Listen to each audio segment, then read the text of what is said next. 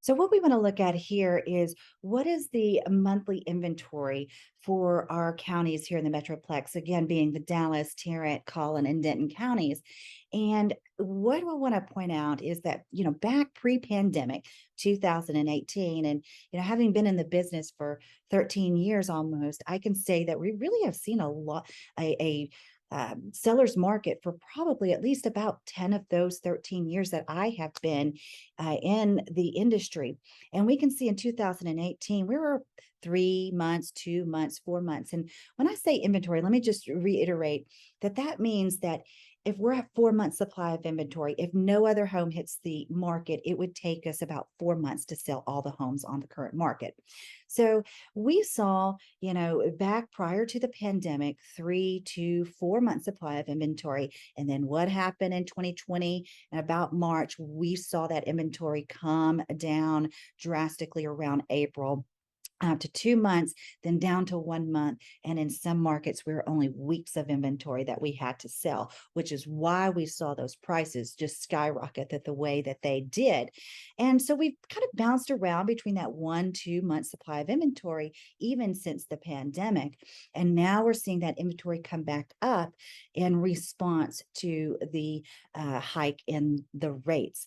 Now, where do we think that we might go to? I think it's very possible, and hear me say this, I think it's very possible we could get to 4 months supply of inventory before the end of the year.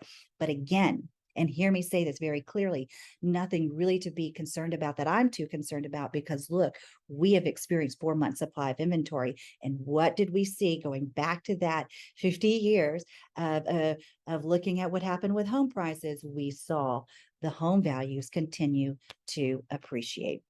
All right. So now one thing I guess, we talked about earlier is what have we seen in the Metroplex, again, the same counties that we mentioned again, with the sales over the past year over year. Let me see if I can move myself around somewhere, since 2018 going to where we are in 2022. And as you can see, month over month, they have been pretty consistent. But what we saw in 2020, that this data, I think, to find interesting, is how right here about April, we saw a decrease in the number of sales that occurred. And that's because when we got shut down, nobody was moving. The closings were being delayed. But what happened ever since then, since 2020, over the months of 2020, we saw them. And normally we're going to see seasonally from January through the end of the year, we start to see an incline in the number of sales through the summer months. And then come September, we see those drop back out, and then a short incline in the